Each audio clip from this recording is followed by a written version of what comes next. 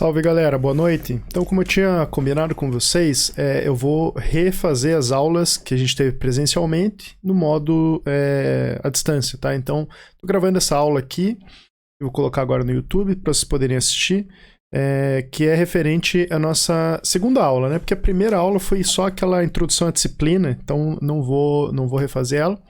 Isso aqui é a segunda aula, onde a gente viu os conceitos de sistemas de transmissão por potência. Tá? De transmissão de potência. Eu separei aqui só a parte mais importante, tá? Para não ficar muito extenso, não ficar muito enrolado, né? Então, toda aquela parte mais informativa vocês conseguem encontrar facilmente nos vídeos do telecurso e na internet, né? Então, o meu foco aqui é mais nas equações, nas fórmulas e nos exercícios, tá? Então, vamos lá. Só para relembrar, a gente já tem usado isso muito durante o restante da disciplina, mas para quem não lembra, né, torque é igual a força tangencial vezes a distância. Então lembrando que essa medida aqui é sempre feita com 90 graus, né? Então a distância é sempre medida a 90 graus da força. Então isso é muito importante. Se eu tiver, tipo assim, uma força aqui, ó, aqui assim, né, eu não posso medir aqui o raio, né, certo? Não, porque aqui não vai ter 90 graus, não pode. Então o que eu teria que fazer, né? Ou eu teria que medir essa distância aqui, sei lá, R', né, que estaria a 90 graus da força, né? Isso seria uma opção. Deixa eu apagar aqui. Mas a opção mais conveniente, né, geralmente, na maior parte dos casos, é eu decompor a força, né? Eu teria essa força aqui, eu decompor ela numa F tangencial e numa F radial, né? Onde, como a F radial ela está alinhada com o centro, eu não uso ela, né? E aqui eu tenho 90 graus. Então apenas o torque, né, seria a parcela tangencial da força, tá? Então só lembrar esse detalhe. As unidades pelo sistema internacional é Newton vezes metro, tá? Newton vezes metro. Mas aqui a gente usa a unidade de engenharia, principalmente engenharia mecânica, que seria o milímetro. Então fica Newton vezes milímetro.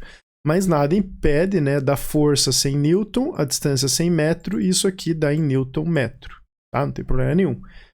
Ou a distância em milímetro, aí dá Newton milímetro, tá? Então, tanto faz, na verdade, o jeito que você vai representar isso aqui.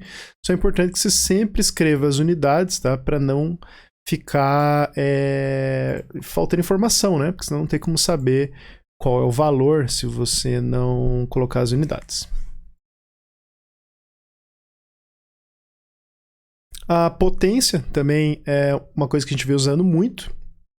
E ela é o torque vezes a velocidade angular em radianos por segundo. Beleza? Torque vezes velocidade angular em radianos por segundo. Potência também poderia ser medida de forma linear como... deixa eu apagar aqui. Escrevi errado. Como a força vezes a velocidade linear. Também estaria certo, né? Por quê? Porque... força vezes distância é trabalho, dividido por tempo, né, é a potência. E distância vezes tempo é a distância sobre tempo, é velocidade, né? Então força vezes velocidade também é potência. Aqui é a mesma ideia, né? Isso aqui seria uma força vezes uma distância, né, dividido por um tempo. Só que essa distância aqui seria uma distância angular θ, né? E essa força seria um momento, que é um torque. Beleza? Então, aqui é a mesma coisa. O torque pode ser no mesmo sentido da velocidade angular ou em sentido contrário, né? Então, caso ele seja no mesmo sentido, isso aqui daria uma potência positiva. Se ele for no sentido contrário, daria uma potência negativa. Ou seja, isso aqui está consumindo potência e isso aqui está gerando potência, tá? As unidades, se for se usar no sistema de engenharia, ficaria em miliwatts, né? Por quê? Porque é Newton milímetro. Então esse mili aqui vai jogar para cá, né? Mas miliwatts não é nada usual, tá? Então aqui a gente acaba geralmente usando watts ou quilowatts, né? Depende muito da aplicação. Aqui algumas conversões que a gente vai usar bastante. Então, 1 cavalo vapor é igual a 735,5 watts, 1 HP 745,7 watts, 1 RPM é π sobre 30 radianos, tá? Então, isso aqui a gente vai usar bastante nos exercícios, essas conversões aqui. Então, É importante que vocês tenham ela... Não precisa ser memorizada, né? Mas sim, no formulário, caso a gente for fazer... Quando você for fazer a prova, né? Porque a prova vai ser com consulta, né? Então, se tem isso aqui em mãos, é bem importante. Rendimento também é um conceito que é importante, por quê? Porque sempre tem uma perda de energia, né? Uma potência perdida, um trabalho perdido. Desculpe, aqui, né? PD, que é o perdido seria o PD. E aí, a potência que perde, né? Tipo assim, entra algum valor, menos alguma coisa que é perdida, é o que sai, né? E a eficiência nada mais é do que o que sai menos dividido pelo que entra. Tá? Então seria potência que sai dividida pela potência que entra. Tá? Isso seria a eficiência. Poderia até reescrever isso aqui, né, em função de PS, então poderia colocar aqui PE menos PD dividido por PE. Né? Então poderia fazer isso se eu quiser. Mas enfim, eu acho que essa forma aqui é mais fácil de trabalhar. Então é a potência que está saindo, a potência útil, tá? Então isso aqui é útil. E aqui é entrada. Sei lá, você quer ver a eficiência total de um carro, você pode pegar a potência que está saindo na roda, né? Você pode medir ali o torque vezes a velocidade da roda. Isso seria a potência útil de saída. Ou até mesmo a força de atrito ali vezes a velocidade do carro, também poderia ser uma medida de potência útil. E a potência de entrada seria... Você pode ver várias potências de entrada, né? Você pode calcular a potência química do combustível que está sendo consumido, ou você pode pegar alguma outra potência intermediária ali, já do motor, na redução. Então tem vários lugares que você pode medir a eficiência entre eles, né? Mas se você quiser ver o sistema como um todo, eu acho que o ideal seria você pegar a potência química, a energia química que está sendo consumida e pegar a potência de saída e dividir uma pela outra, né? Então isso seria o mais completo. Aí aqui a gente já vai para aquela parte de alguns dos elementos de máquinas que a gente vem trabalhando durante o semestre. Então lembrando que correntes, né? As correntes, geralmente ela vai ter a força só de um lado. Então aqui vai ter uma força, e essa força aqui de baixo vai ser igual a zero, né? Porque esse lado aqui ele não está tensionado, ele vai estar bem mais folgado, certo? Então essa é a diferença principal das forças em correntes e correias.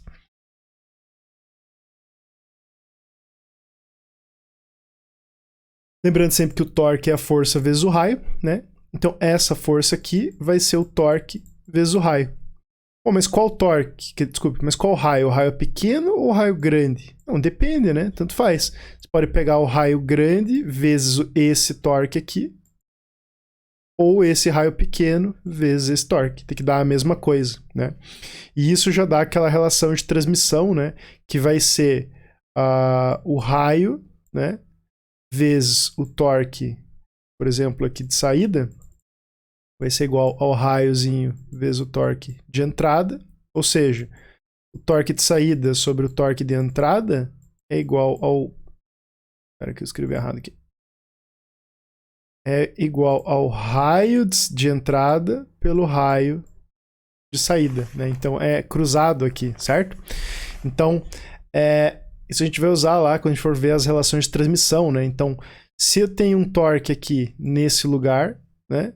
E eu aumento o diâmetro, o raio, o torque cai, né? Para manter essa proporcionalidade. Então, se eu aumento o raio, o torque cai. Né? Então, por isso que é inversamente proporcional. Então, a gente vai ter aqui, né?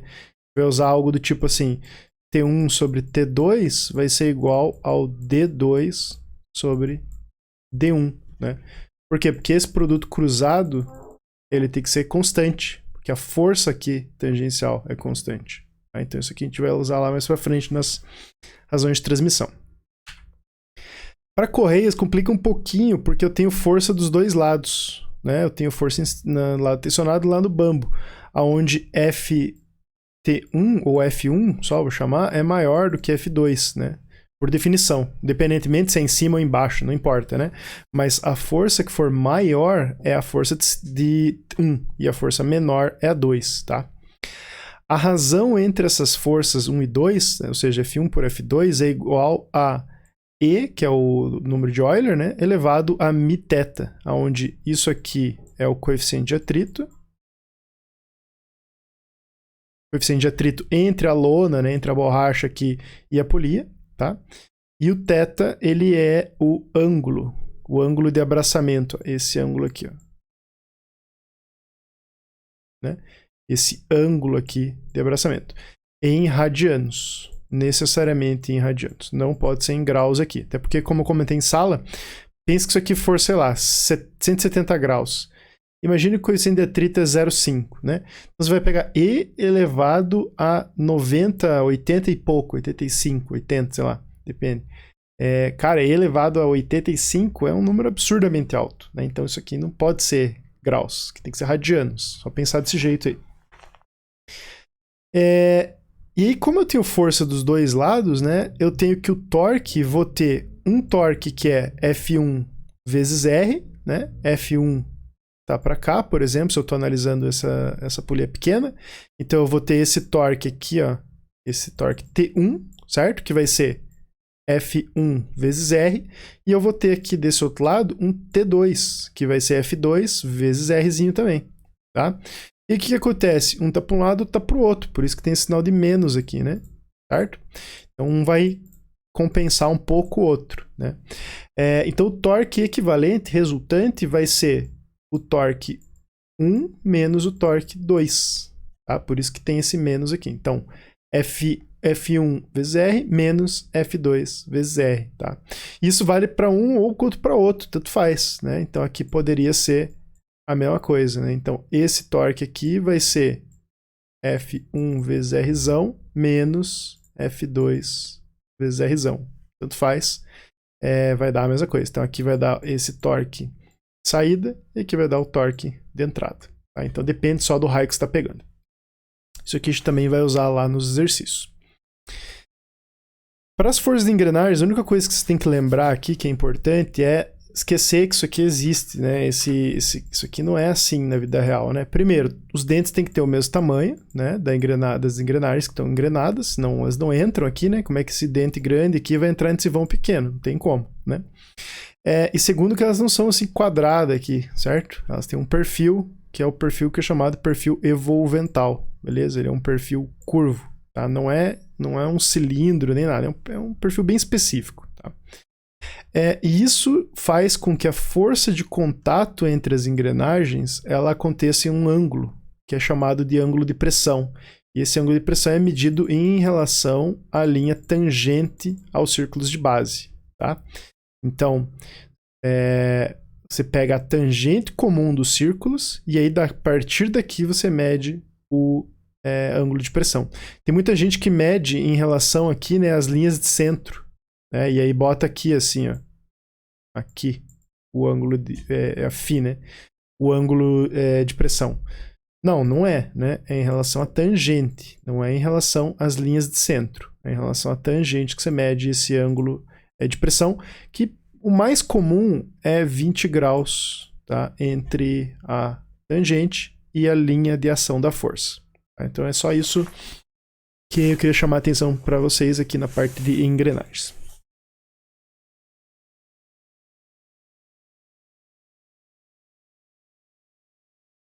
Bom, então, de teoria que eu queria relembrar a vocês é isso, tá? Vamos direto aí para os exercícios.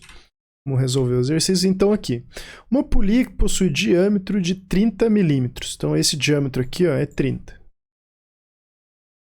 Gira com uma velocidade angular de 20 π. Lembrando que π é um número, né? 3,14. Então isso aqui vai dar 60 alguma coisa, né? Isso aqui é um número.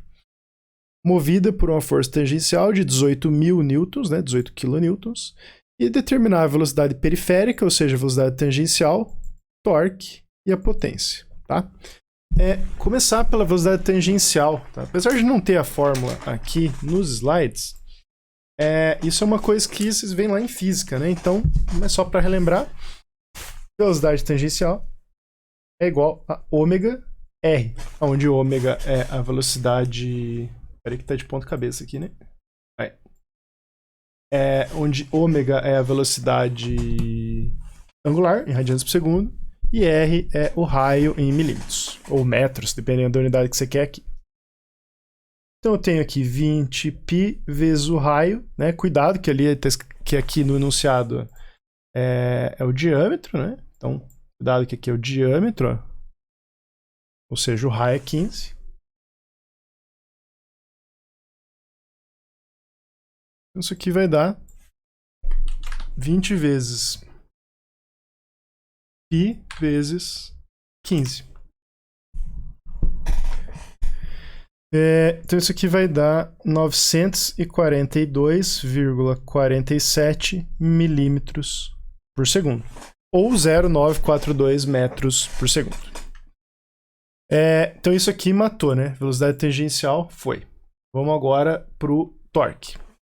O torque ele pode ser calculado como sendo força tangencial vezes o raio, né? Força tangencial é 18.000 e o raio é 15.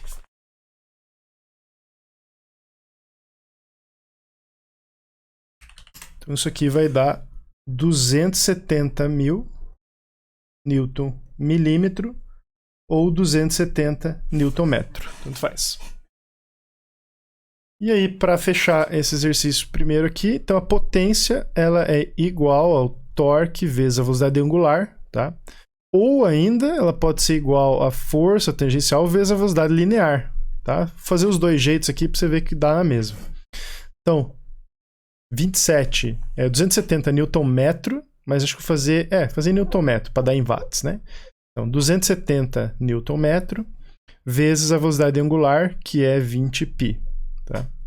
Ou a força tangencial, que é 18.000, vezes a velocidade linear, né, velocidade tangencial, que é 0,942, né? Que é essa velocidade aqui, isso aqui em metros por segundo. Estou fazendo em metro só para ficar em watts a resposta, né? Não naquela unidade lá, miliwatts, que é meio esquisito.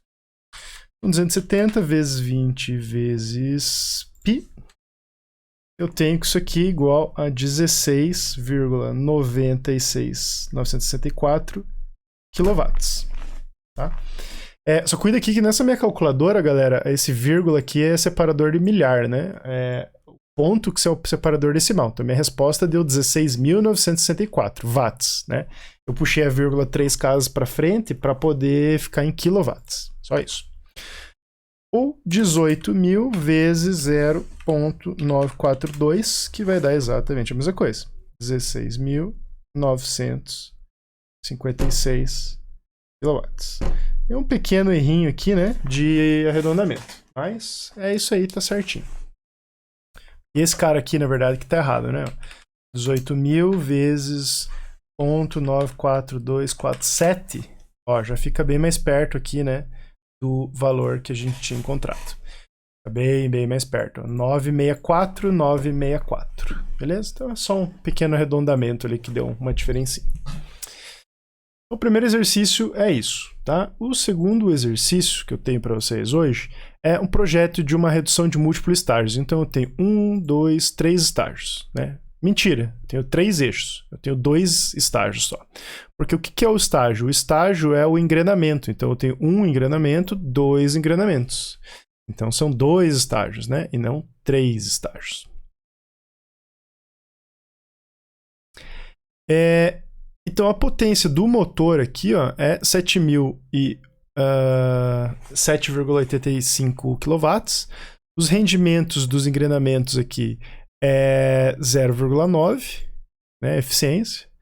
Ou seja, ele passa 90% da energia nesse engrenamento. 10% vira ruído, calor, etc. E para cada par de mancal, né, isso aqui seria um mancal, esses risquinhos aqui, tá? É 0,99%. Ou seja, ele perde 1% da energia que passa por aqui em forma de calor ou ruído, etc. Então, o que eu quero? Quero determinar a potência de saída, né? Potência de saída. Deixa eu... Acho que esse tamanho aqui tá bacana. Vamos lá.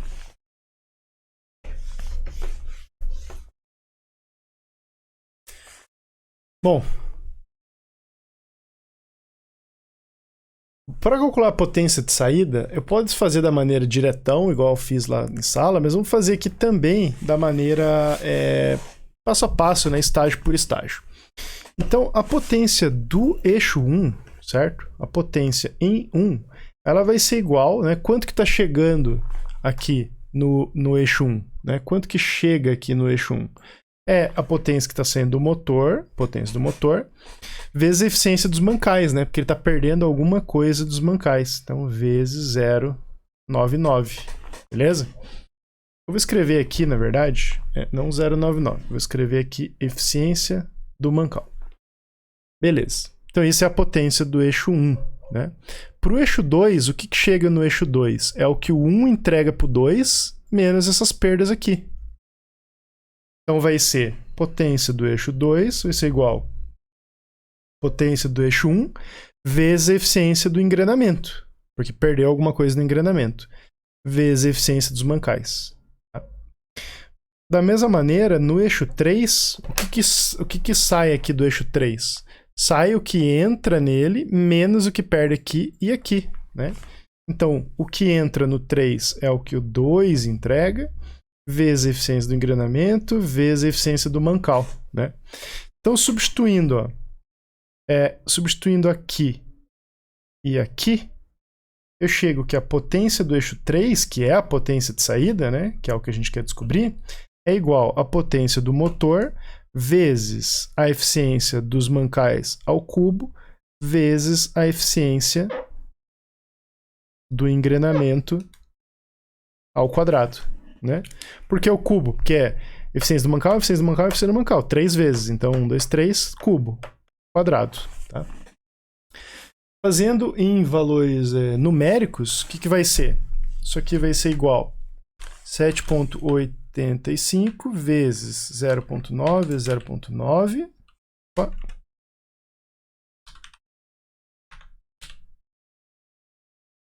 Vezes 0,99 vezes 0,99 vezes... Por que eu não estou usando a potência aqui? Porque eu não confio nessa calculadora do Windows, não sei usá-la muito bem, então, para não correr risco de errar, estou fazendo no modo menos eficiente.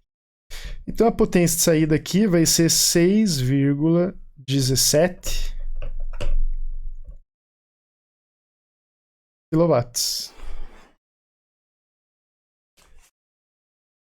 Beleza? Simples assim. Só multiplicar aqui e fechou. Tá?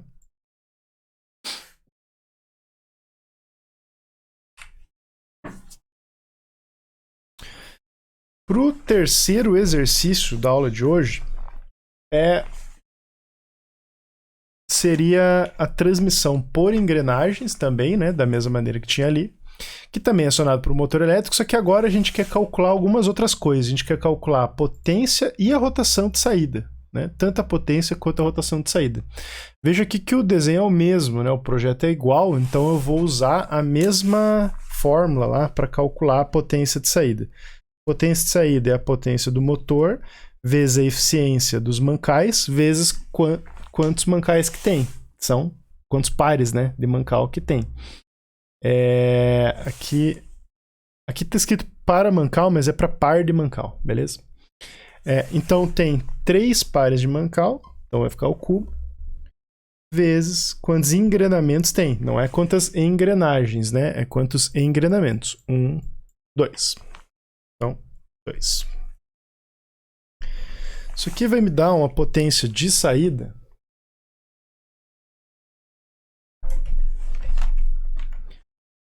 é 18,5 vezes 99 vezes 99 vezes 0,8 de 17,24 quilowatts. Beleza? Então a primeira parte foi tranquilo. Agora vamos olhar para a segunda parte, né? Segunda parte eu tenho algumas informações. Então eu tenho que a rotação aqui é 1170 RPM, né? Ou seja, a rotação toda aqui é 1170, né? Porque o motor ele está acoplado nesse eixo aqui de topo, né? De coaxialmente. Então não tem nenhuma variação de rotação aqui. Já para o eixo 2, o que acontece, né? Vamos olhar isso aqui vendo daqui, assim, ó. Beleza? Vamos olhar esse cara aqui vendo do lado ali. Então eu vou ter o eixo 1 aqui. Com uma engrenagem que ela vai ter 25 dentes. Certo?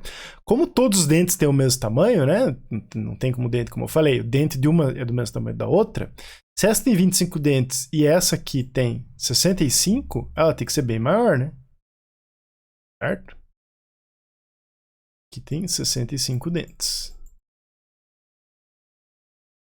Show!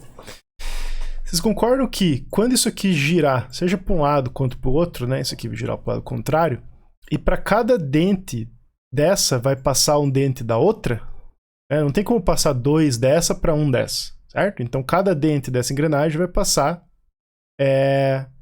um dente da outra. Ou seja, quando essa engrenagem aqui ela der uma volta,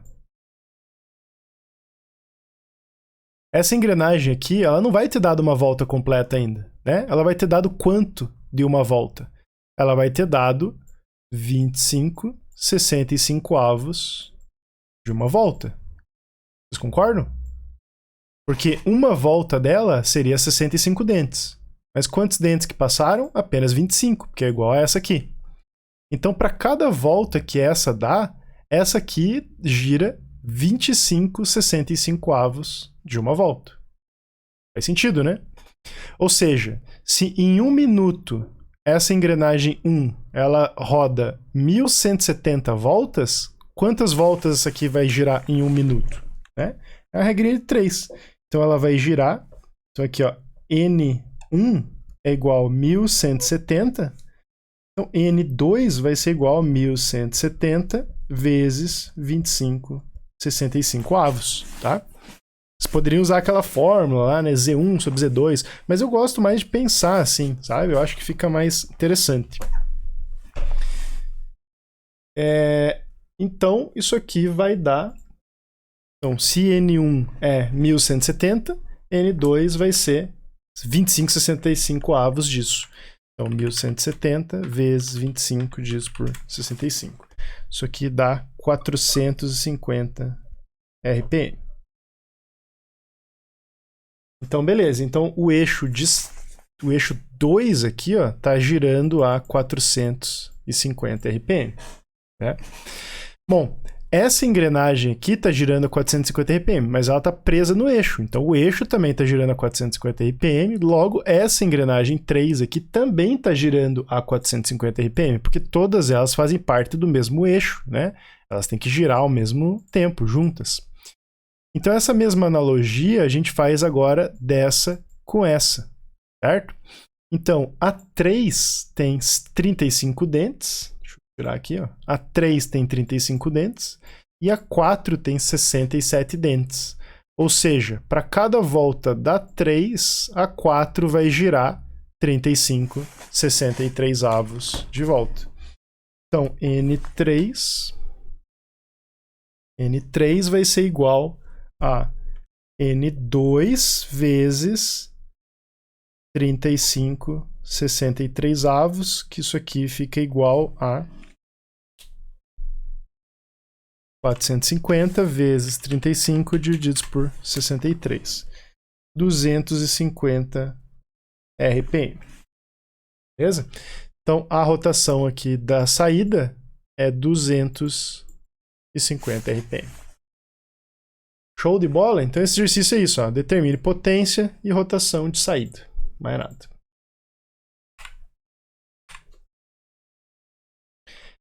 E para fechar a aula, nós temos aqui o exercício de correias, tá? Onde a gente vai calcular qual é o valor da força F1 e o valor da força F2, beleza?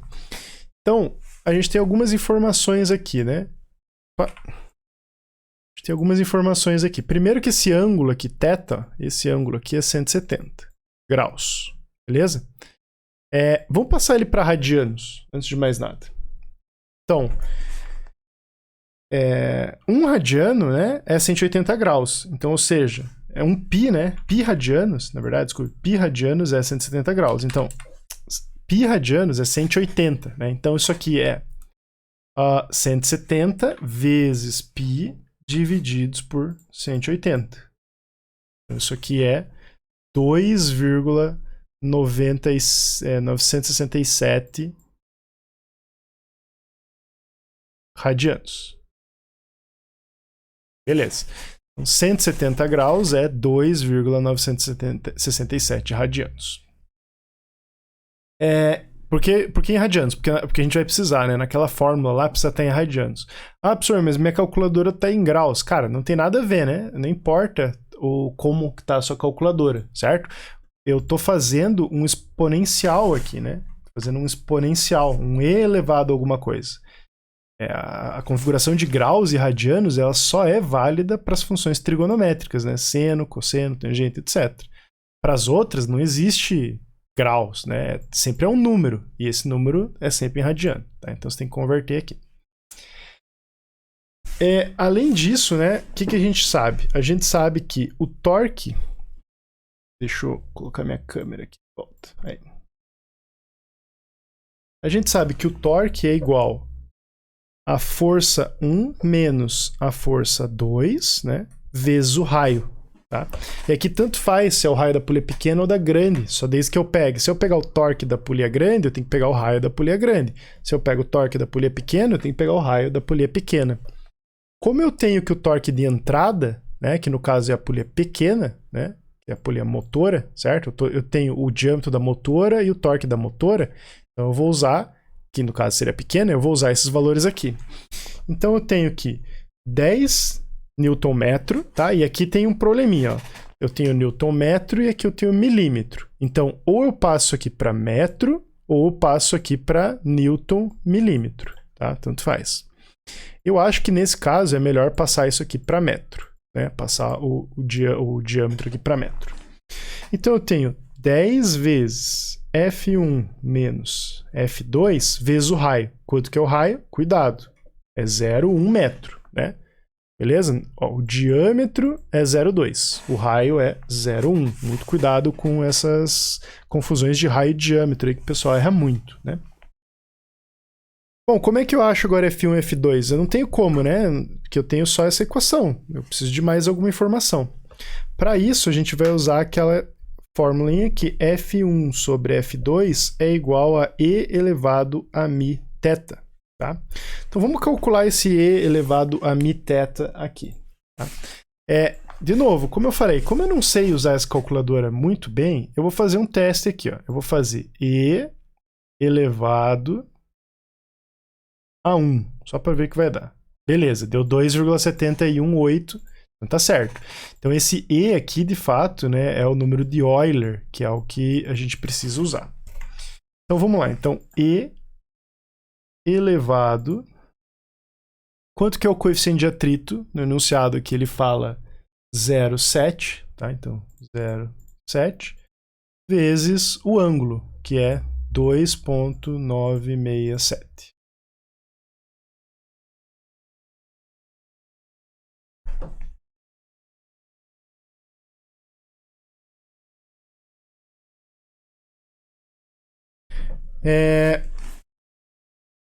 Então, isso aqui dá 7,979, 7, infinito praticamente, mas enfim. E agora eu consigo resolver, né? Por quê? Porque eu tenho que F1 é igual a F2 vezes 7,98. Vou arredondar aqui, beleza? Bom, eu tenho duas equações, duas incógnitas. O que eu faço? Pego esse cara e substituo aqui. Então eu tenho que 10 é igual F2 vezes 7,98 menos F2 vezes 0,1, tá? Passo 0,1 dividindo, então eu tenho 100 igual F2 vezes 7,98 menos F2. E aqui muita gente se bate e até brinco, cara. Pô, isso aqui é fácil, cara. Eu tenho 7,98 bananas menos uma banana. quanto que dá? 6,98 bananas. É simples. O pessoal faz isso aqui fácil quando é 8, tipo, redondo. Mas não importa, né, o número aqui. Quando você coloca esse termo em evidência, você vai subtrair os termos que estão multiplicando, né? Ou somar, no caso. Esse aqui, subtrair. Isso aqui é igual a 100. Ou seja, F2 é igual a 100 divididos por 6,98. E vai dar 100 divididos por 6,98, que dá 14,32. Então, esse é o valor de F2. Para encontrar agora o valor de F1, eu pego esse cara aqui e substituo aqui, né? Então, eu tenho que F1 é F2 vezes 7,98. F1 é igual a 114,32. E é isso, galera. Esse exercício fechou. F1 e F2, calculamos aqui. E é só por hoje. É uma revisãozinha relativamente curta, né? Porque isso aqui a gente acaba levando muito mais tempo quando a gente faz em sala, porque eu vou tirando as dúvidas e tudo mais, né? Então, para a aula de hoje é isso. Na aula que vem eu vou rever toda aquela parte de seleção de polias, né? Que ficou faltando. Se vocês tiverem qualquer dúvida da relação da aula de hoje ou das aulas passadas, né? É só me procurar no Discord, mandar ali para mim e a gente vai se falando. Na medida do possível eu vou atendendo, tá? Então, estou à disposição qualquer horário aí, galera. É só mandar uma mensagem lá que eu respondo. Valeu? Obrigado aí por terem assistido a aula e fico no aguardo das dúvidas. Um abraço, até semana que vem.